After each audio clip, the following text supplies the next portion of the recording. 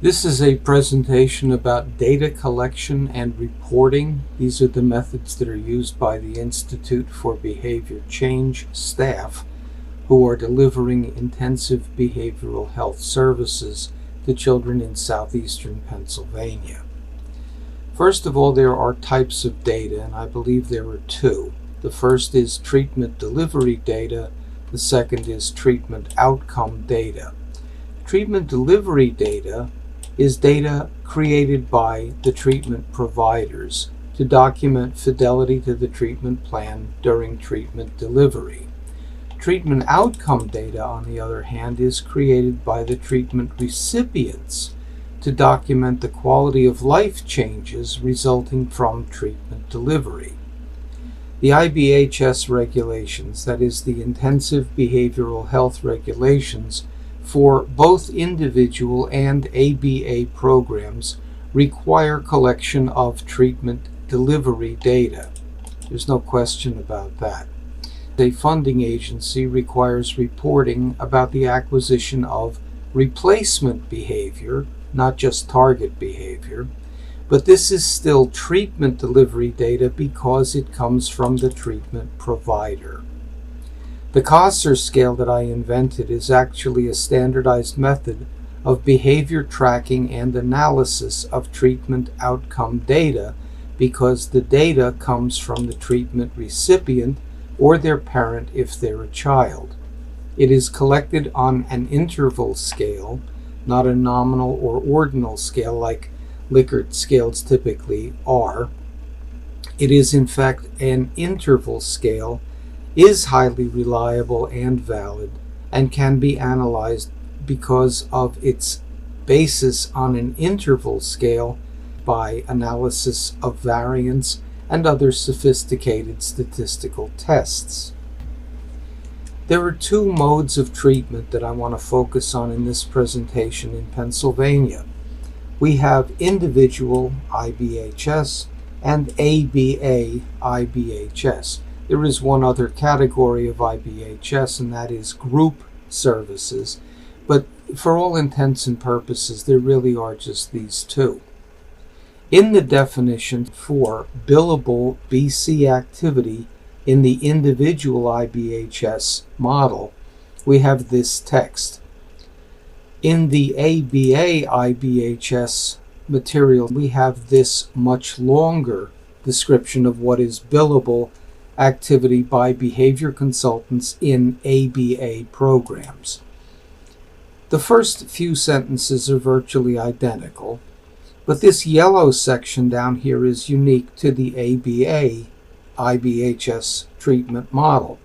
So I sent an inquiry to the state and said, why is it that individual IBHS providers have no mention up here of non-face-to-face activities, such as analyzing past data, scoring and interpreting assessment and other kinds of data, and discussing findings and recommendations with the member or guardian. These are certainly activities that would make perfect sense for a behavior consultant either in the individual or ABA programs.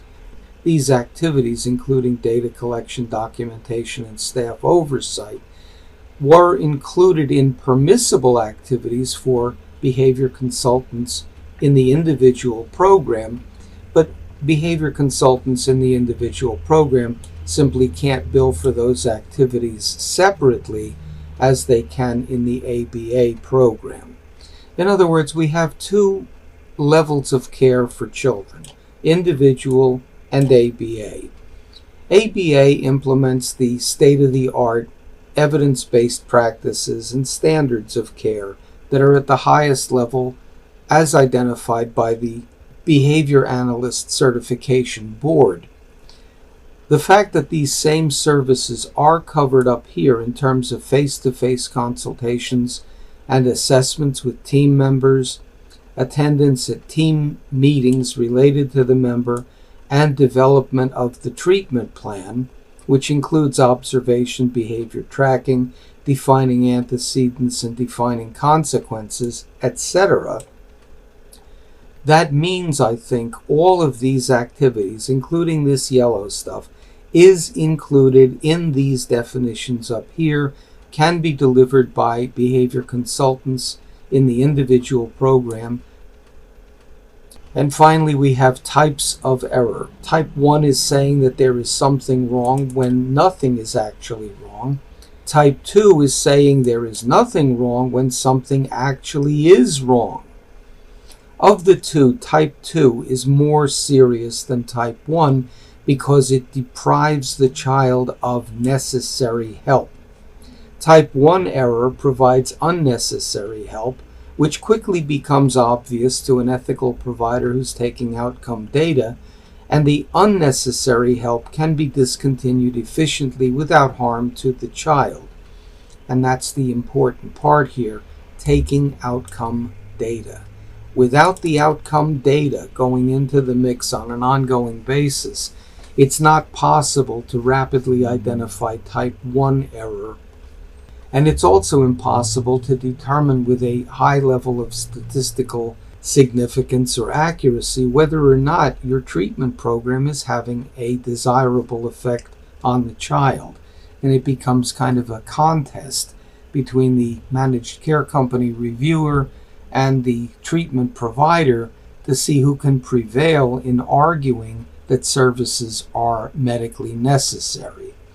What I'm proposing is that there is a way of achieving that much more reliably and predictably, that both providers and insurance company managed care reviewers can rely upon to make determinations as to whether or not services are in fact medically necessary. What I'm talking about here is a process of doing weekly reviews of behavioral health technician progress notes, specifically for the purpose of having a discussion about those notes with caregivers and others. In a nutshell, this is the form that we created at the Institute for Behavior Change for monitoring BHT, that is Behavioral Health Technician progress notes, on a week-to-week basis. This form is part of the progress note documentation for each encounter with a child by the BHT provider. Up here we talk about target behavior. In this section here we're talking about replacement behavior, and we have three categories of behavior. Category 1 might be physical aggression, Category 2 might be a lack of safety awareness, Category 3 might be non-compliance with adult or caregiver prompts. In this box up here we would write the date on which the data were taken, so that in this box here you're going to write the total frequency of target behavior, and you might circle the items here that occurred on this date. And likewise you put the number here, the frequency here, here, and here, and then the total for the week in this small box for target behavior 1.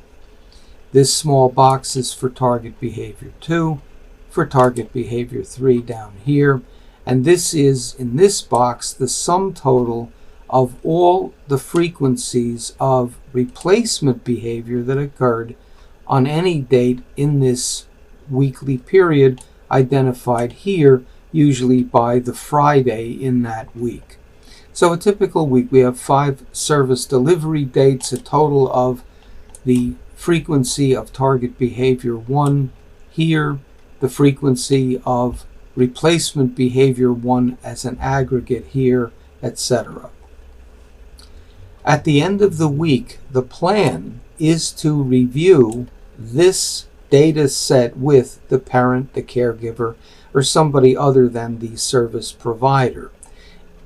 If that person is identified down here with the date of the planned conversation and the intended notes to carry forth from the data review into that conversation, I believe that this constitutes a reliable record of behavior consultant service delivery, because without this regular ongoing analysis of the BHT behavior, the behavior consultant really doesn't have anything worthwhile to talk with the caregivers, parents, or other adults involved in the treatment of the child.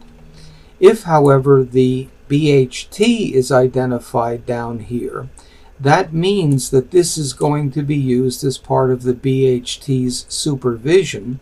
This would then not be billable time, that supervision time, although the conversation with the parent or caregiver down here would be a billable activity. It would occur either through face-to-face encounter or through telehealth.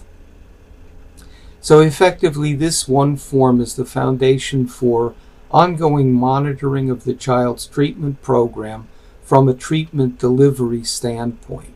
It is not a treatment outcome record because it is data that was supplied by the treatment provider. When we do a treatment program for a child receiving an ABA program, whether they have autism or not, we try to treat those children through the Children's Behavioral Health Center, and the data recording process divides it up between independent and prompted. So there's a subtle difference here for ABA programs, but fundamentally, the children getting treatment from the Network for Behavior Change or from the Children's Behavioral Health Center are tracked on a week-to-week basis, with the daily encounter forms being reviewed and analyzed in a relatively short period of time. In a typical week of service delivery, if nothing unusual occurred, it wouldn't take more than 15 minutes for the BC to review the data, enter it on this form, and then log the data into this Excel spreadsheet. We have the week ending here, just like we have it up here. This is the Excel spreadsheet, and the categories of behavior that are addressed: physical aggression, non-compliance with prompts, and immature communication. The BC would have to enter data in this column, being the total of replacement behavior for category 1, the total of both the target and the replacement behavior here, and then this cell is calculated automatically. It's the ratio of replacement behavior to total behavior. Over here is the target behavior that is occurring, and that's calculated by the entry of these two numbers. These graphs are developed from the data here. It's a pretty simple process.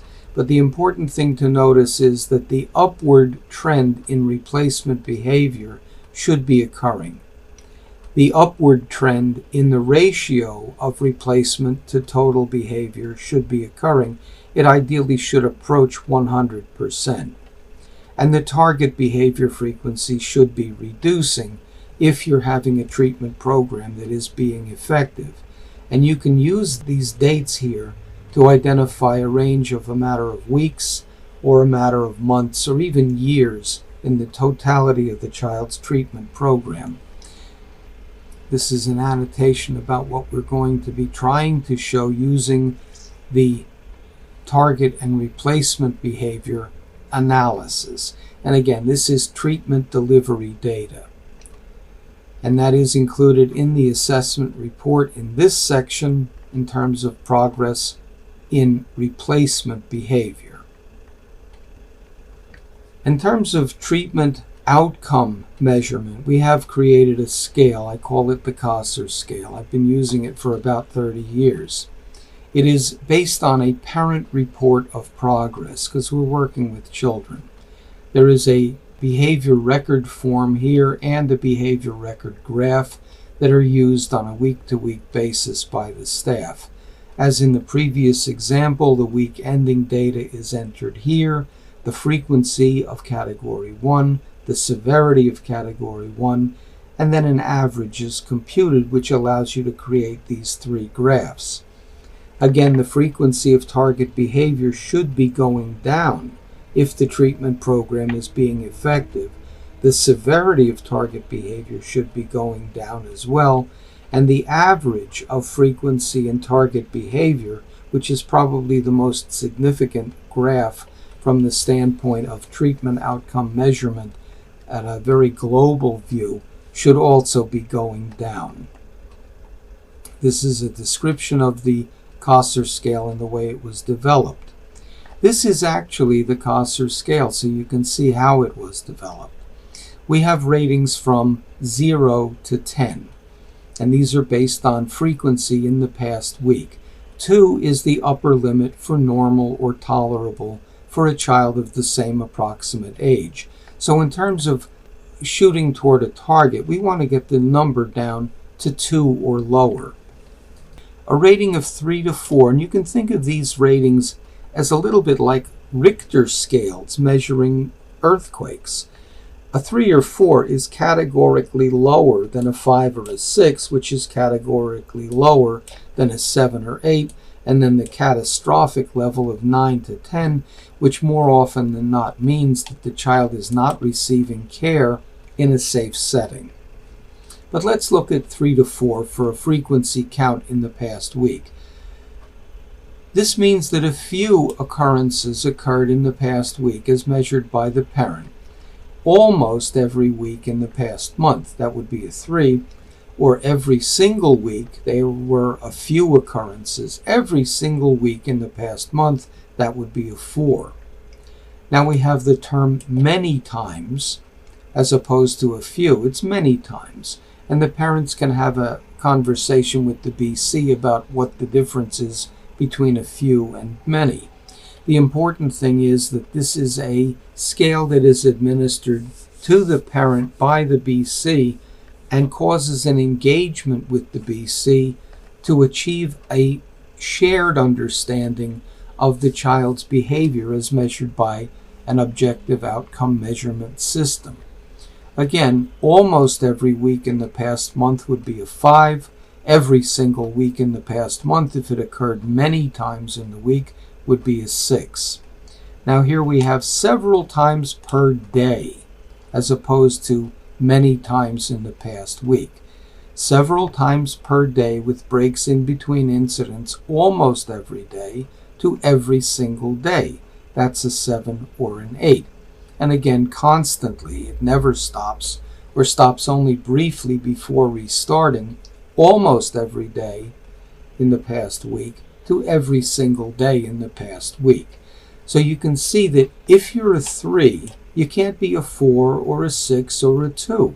You can be a 3 and only a 3. And that's the reason why this is an interval scale as opposed to a nominal or an ordinal scale.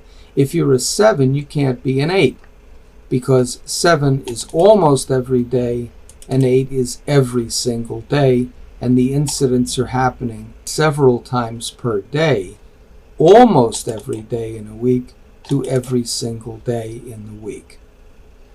Looking at the severity ranges, we can see a similar standard. A 3 or a 4 is considered a warm level of concern. A 5 or a 6 is hot, 7 or 8 is boiling, and 9 to 10 is on fire. When a parent looks at this scale, they're going to see this text here because this document is laminated and presented to the parent so that they can actually understand exactly what the criteria are for awarding a level of 3 or a level of 4. Again, a 3 is almost every time, a 4 is every single time. And here the statement is, the child's behavior is severe enough to worry you. But this is important. You have to read the rest of this text as well. The behavior isn't responding to the usual interventions that work with typically developing children of the same approximate age who you know. Behavior requires outside help to manage or change. It is not obviously hurting the child or others, but if it persists, it will probably result in someone getting hurt or the child's failing to be successful in meeting life's challenges. So you can see this is a warm level. It's more severe than the 2, which is behavior that is typical or tolerable for a child of the same approximate age. When we jump to the level of 5 or 6, we're going up one category of severity here, just like the Richter scale. The child's behavior is very serious. It's a 5 if it occurs almost every time. It's a 6 if it occurs every single time in the last week that you felt that it was very serious. And in here, we're describing what very serious means. Outside help has been involved in the past and hasn't helped, or isn't consistently helping now, but there are, and this is very important, more good days than bad days overall. The behavior is hurting the child or others when it happens, but it requires no more than first aid and no professional medical attention. If it persists or gets worse, it will certainly result in a need for professional medical attention. So you can see this is more severe than this. And now we look at 7 or 8, and the behavior is characterized as alarmingly serious. Again, almost every time is a 7, every single time is an 8 in the past week. Now here it says relatively more bad days than good days overall. Here we said more good days than bad days overall. So this is categorically worse than this. The behavior results in a need for professional medical attention above the level of first aid, including an ER visit that does not turn into a hospital admission. There's no suicidal or homicidal intent apparent in the behavior, and the child was never missing from an assigned area. That's a 7 or an 8. And again, it's a 7 if it occurs almost every time, and an 8 if it's happening every single time that the behavior is alarmingly serious, as defined in this text here. If it occurs every single time in the past week, it's an 8. If it occurs almost every time in the past week, it's a 7. Now let's look at 9 and 10. A 9 or a 10 is a very serious event. There was a hospitalization. That is at the height of emergency intervention. So we have a clear delineation here that if a parent is recording their child's behavior improperly, saying it's a 9, it's a 10, it's a 10, because they're not thinking, we can point to this text here and say, wait a minute, you're saying that the child's behavior is so severe that it may require a hospital placement. That means that we're failing. So you can't claim that it's a 9 or a 10 and hope for services to continue, because they shouldn't continue if the child's behavior actually is at a 9 or a 10. But this is a quick way of defining whether or not the child's behavior is being recorded by the parent in a responsible way. Again, here is the behavior record form. Here is the behavior record graph. And when the graph is filled out correctly, the dots in the center area are the whole numbers. Dots placed on the lines are the half, because we're taking two numbers divided by 2, and that means it's possible to get ratings of either 0.5 or 0.0. That's an 8, that's a 7, there's a 6.5, etc. It is important to note that whenever a change from week to week in a child's rating of 2 points or more, 2 whole numbers or more, it is a statistically significant change at the 0.01 level of confidence. So it can be pointed to as an indication of progress having occurred or failure having occurred in the treatment delivery process. The other thing about the behavior record graph is that we are recording on here explanations for what important events happened. In this case, there was an elopement here, which is a very serious event that may warrant hospitalization or some escalation in treatment. This is a much more common event where a grandparent came to live with the child, and for this 2-week period, grandma's rules applied and things kind of went off the rails because the kids took full advantage of the lack of continuity in the treatment or standard behavior expectations that existed in the household. Over here, things normalized, grandma went back home, and the standard rules were reestablished and the target behavior predictably went down. In the assessment report, the progress report, the treatment outcome data is presented here so that it's in close proximity to the replacement behavior, which is the measure of treatment delivery, as opposed to the measure of treatment outcome that is measured down here. When you differentiate between treatment delivery data and treatment outcome data, you can collect both with fidelity and then compare them. If the parent is saying that their child's behavior rates a 8 or a 9, and the BHT or BC provider is very confident in saying that the child's behavior is at a level of 3 or 4 or perhaps even a 2, you can bring that discrepancy to the attention of the parent or other caregiver, and in that way stimulate a discussion with the caregiver about alternative methods of treatment that may actually be more satisfactory for the child, more appropriate given the circumstances of the treatment funding, and foster a more objective discussion about the types of treatment available and alternatives that should be explored based on the child's actual treatment progress. Lastly, we do perform a thing called a longitudinal analysis, which is a comparison of target and replacement behavior as well as the child's overall adjustment to the treatment program, and we do that by analyzing 3 consecutive authorization periods. In these graphs, we have the frequency of target behavior, and according to this, we should see a reduction. The severity of target behavior should be a reduction as well, and the usual duration of target behavior should be a reduction as well. Again, you have authorization number 1, number 2, and number 3 presented side by side so that you can examine very carefully the target and replacement behavior that was identified in each of these authorization periods. They should be changing, just as well as you can identify the baseline and current behavior in terms of its frequency, severity, and duration from one authorization period to the next.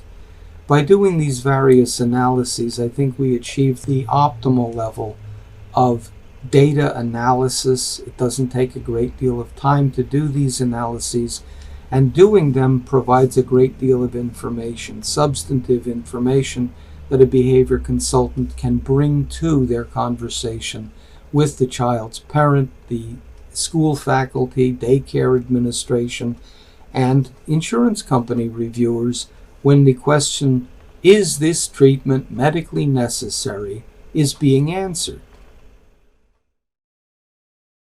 More information about the interventions used by the Institute for Behavior Change staff is available in a book about the Kossor scale that is available on Amazon.